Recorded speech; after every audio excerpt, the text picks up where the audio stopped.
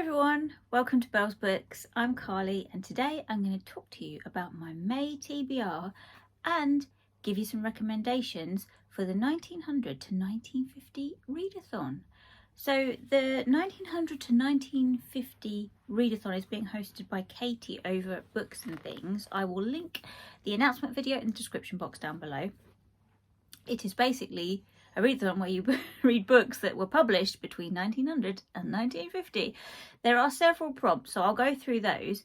So this video is a mixture of what I'm going to be reading in May, which is for the readathon, and some recommendations. So what I'm trying to do this year is to tailor the readathons that I participate in around my own interests, specifically to do with the PhD work that I need to do. So this is handy for this readathon because it means that I can read modernist texts, which I need to read for contextual research for my PhD anyway. So there's going to be a lot of Virginia Woolf in this video, right? So for the first prompt is read a book published between 1900 and 1950 from the country you are in. So I'm going to be reading a Virginia Woolf in May. I'm not sure yet which one I'm going to pick, but these are my options. Also, I want to go for small books, so I've got more of a chance of actually getting through a lot of them. This is a strong contender. This is Between the Acts by Virginia Woolf, and this is a fairly slim novel, 136 pages, and it was first published, it's got 1941 in here, and this was her last novel, so I don't think it was finished when she died. It was published posthumously. So this very short novel is about a family in this country house. So it says the story takes place at Points Hall, a country home of the Oliver family for 120 years, and revolves around the village pageant which aspires to present the entire history of England. So I don't know much about it. I know that because it was, I think this might be a little bit of commentary on war, because Between the Acts is like between the world wars, I think is when it was set. And one of the other prompts is to read a book that is set in World War I, World War II, or exploring the themes of World War. So I don't know whether this counts or not. Probably not. But anyway, this one I want to read for a book that was published in the country that I'm in. And then it's read a book that was published between 1900 and 1950 in a different country from the one that you are in. Now for this, I have a lot of options and I want to tackle quite a few of these. So the first one I have is Passing by Nella Larsen, because everybody is talking about it, everybody's reading it, and I want to get on that hype train. So, and this has done the rounds a lot. Everyone knows what it's about. If not, I will do a quick recap. It is about Claire, who is a light-skinned black woman who passes for white. She is married to a very racist man, and she connects with a childhood friend who she's immersed in the African-American culture, which Claire has totally removed herself from. And it's about their friendship, I think, and how that reflects back on Claire being totally alienated from her cultural heritage. Apparently has quite a shocking ending, so I really want to get to this, and it's very slim, so that's high up on my list. Next, I have another American book, which is The Member of the Wedding by Carson McCullers. The reason this is on my TBR is because Ali Smith mentioned it as one of her favourite books, and it has an introduction in this copy written by Ali Smith. Now, this was published 1946, this was published. And this is about 12-year-old Frankie, who is bored with her life, and then it centres around her brother getting married, so it's about his wedding.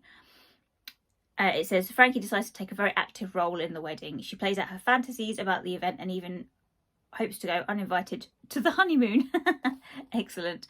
I know very little about it other than Ali Smith raves about it, so I want to read that.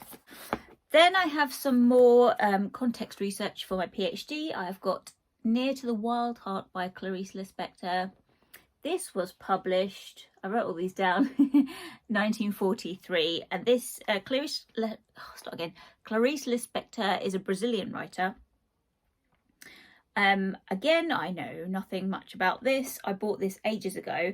I have been reading one of her other novels, Agua Viva. And this is the tiniest book ever. So I have read most of this. I'm still working my way through it because I'm taking notes. But that was published too late, so I can't count it in this readathon. So I want to read Near to the Wild Heart because I think this is one of her most famous novels. So this book is about Joanna, and I think it's basically her life story from childhood to adulthood. And I get the feeling that this is very much a novel of internal voice as well. So this is an early experimental novel, and I think that it is akin to the Virginia Woolf. You get a real sense of the character through their internal voice and how they reflect on themselves, like developing as a person. So yeah, I'm really looking forward to this because I've only read that one by her before, and that is very much the same. It's very much you're following internal thoughts as they're very jumbly and they fall over one another, very stream of consciousness. So intrigued to get to that. Then, in the experimental style, I'm going to pick up the Marcel Proust In Search of Lost Time, Volume 1. Now, I know that Sarah over at Hardcover Hearts has been reading this. I think she's on Volume 3 at the moment, and she has been enjoying it. So that fills me with hope that, that this will be good. Again, I reference this in my PhD because the philosophers that I am studying for my PhD reference Proust, so I need to be able to be knowledgeable about his works before I can talk about them. So I'm going to have a bash at this. I don't think I'll get this finished in May. It's not a small book. It's over 400 pages and the print is very small in this copy.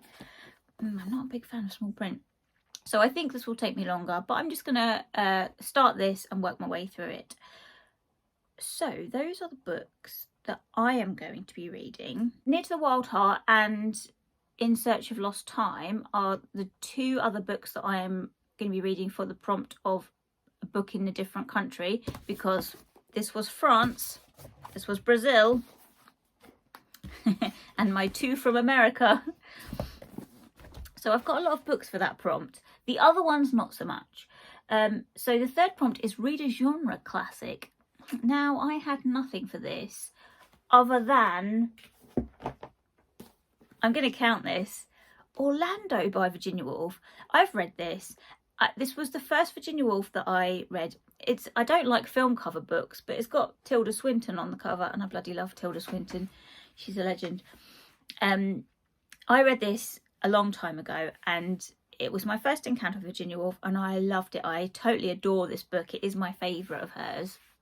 It's very easy to read as well. It's not experimental in form, although maybe in content. So the reason I'm going to count this is because it's bonkers. So this is about